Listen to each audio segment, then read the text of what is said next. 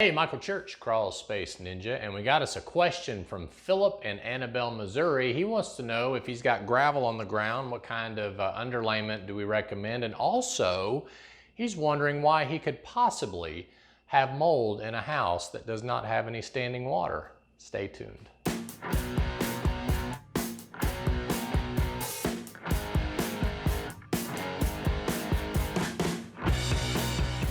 Okay, Philip, those are both great questions. And the first one is kind of a matter of opinion, but there's several different underlayments out there. Some are pretty expensive and some are not so expensive. But keep in mind, if you do have gravel down, that gravel doesn't really do a whole lot for stopping evaporation.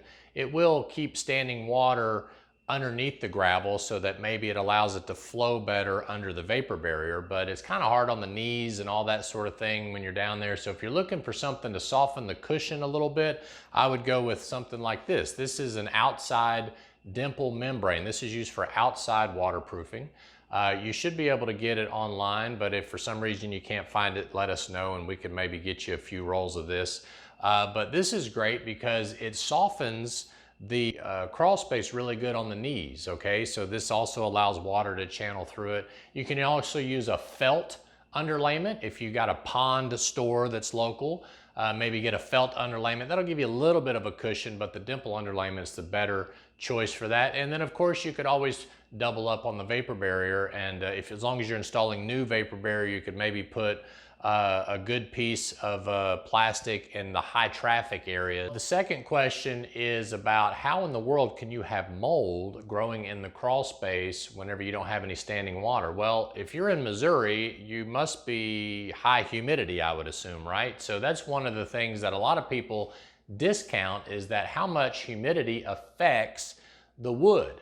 In fact, I was doing a little research on new home construction, and this person was talking about how, hey, don't worry about the wood getting wet. Wood grows out in the forest and it rains on the wood, and wood can handle moisture. It's not a big deal, and all this other stuff. And I was like, what? I don't understand what you're talking about, because when you chop the tree down, you kill the wood.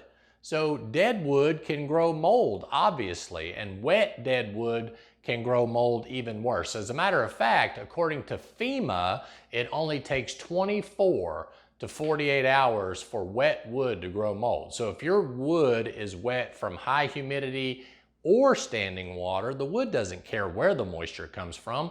All it cares about is now it's wet enough to grow mold. So try to keep it under 15% wood moisture content if you can, and always keep the humidity in the crawl space below 60%, according to the experts that I've seen and read out on the internet. So my name is Michael Church with Crawl Space Ninja, and we hope you make it a happy and blessed day, and we'll see you later.